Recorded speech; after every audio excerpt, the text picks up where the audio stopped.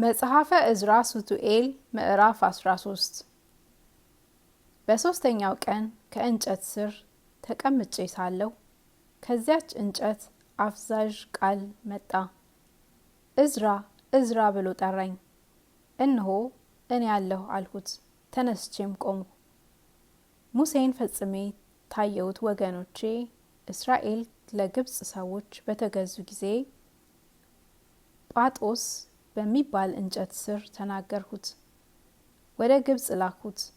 ወገኖቼንም ከግብጽ አወጣኋቸው። ሙሴንም ወደ ደብረ ሲና ወሰድሁት።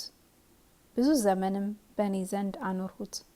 ብዙ ድንቅን ነገርን ነገርሁት። የዘመኑንም ምስጢር አሳየሁት። የኋላውንም ዘመን ፈጽሜ ነገርሁት። ይህን ነገር ተናገር፣ ይህን ሰውር ብዬ አዘዝሁት። አሁንም ላንተ የነገርሁህን ያን ነገር ታውቅ ዘንድ እነግርሃለሁ። ያየኸው ህልምህን የሰማኸውንም ትርጓሜውን በልቦናህ ጠብቀው። መላእክት ከሰው ለይተው ይወስዱሃልና ከዚህም በኋላ ዓለም እስኪያልፍ ድረስ እንዳንተ ያሉ ሰዎች ባሉበት ቦታ ከልጆች ጋር ትኖራለህና የሰማኸውን በልቦናህ አስተውለው።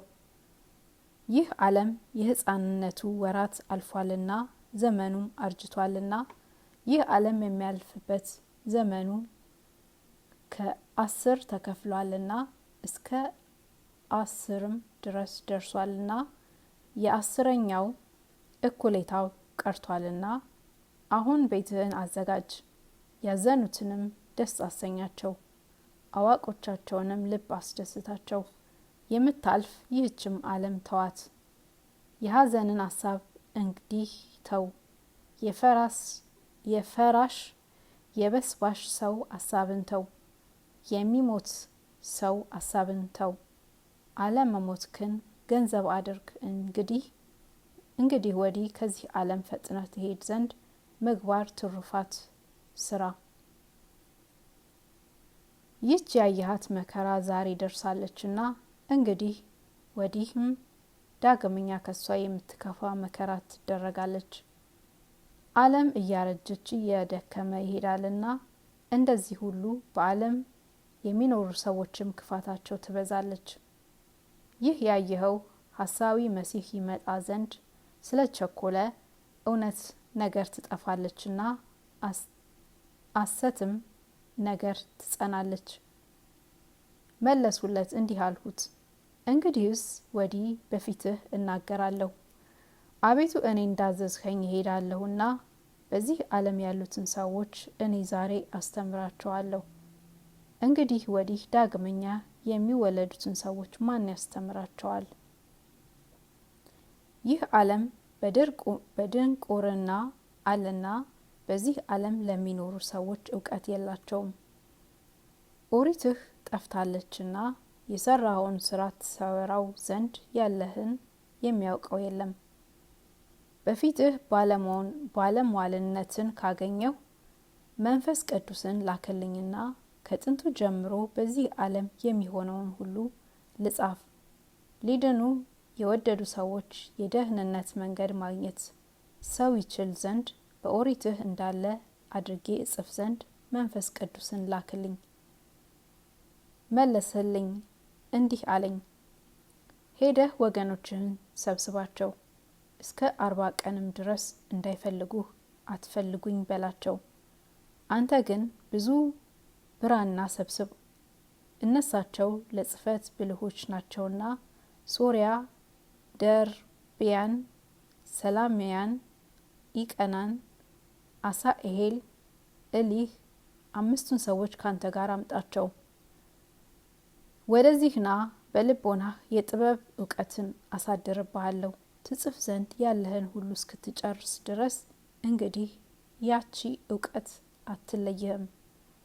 በጨረስም ጊዜ ገልጠህ የምታደርገው አለ፣ የምትሰውረውም ነገር አለ።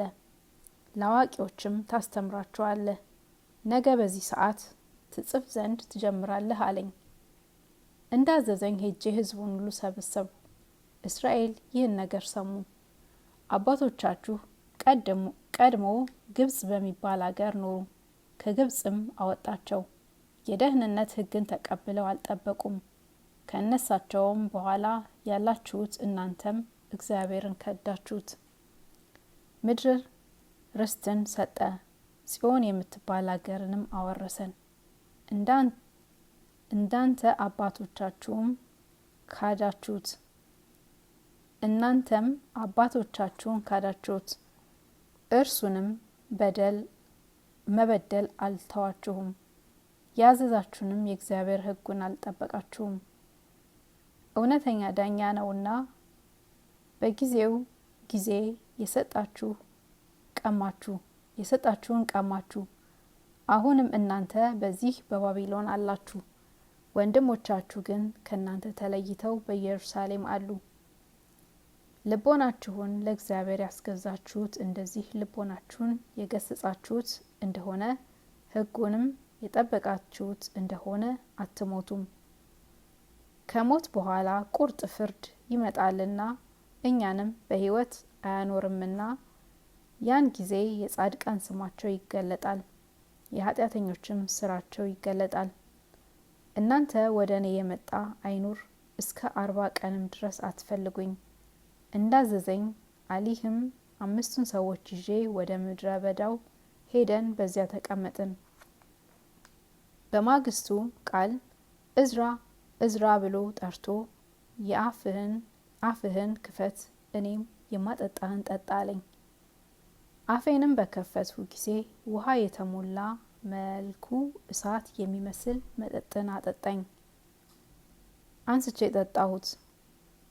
ልቦናዬም ፈጽሞ እውቀትን ተናገረ። በልቦናዬ እውቀት በዛ፣ ልቦናዬም ትጠብቀዋለች ታስበዋለች። አፌ ተከፈተ፣ እንግዲህ ወዲህም እውቀት አልተወሰነብኝም። ለእነዚያ ለ5 ሰዎች እግዚአብሔር እውቀትን ገለጸላቸው። የማያውቁት ምልክት የሆነ ይህን ሁሉ ቀጥለው ጻፉ። በዚያም 40 ቀን ተቀመጡ። እነሱስ ቀን ቀን ይጽፋሉ፣ ማታ ማታ ይመገባሉ፣ እህል ይበላሉ። እኔ ግን ቀን እጽፋለሁ፣ ሌሊትም ዝም አልልም። በእነዚያ በ40 ቀኖች 24 መጽሐፍት ተጻፉ። ከዚህ በኋላ እነዚያ 40 ቀኖች በተፈጸሙ ጊዜ እግዚአብሔር ተናገረኝ። አስቀድሞ የጻፍኩትን ያንን ገልጠህ አድርገው፣ ያነበው ዘንድ የሚገባው የማይገባውም ሁሉ ያንበበው።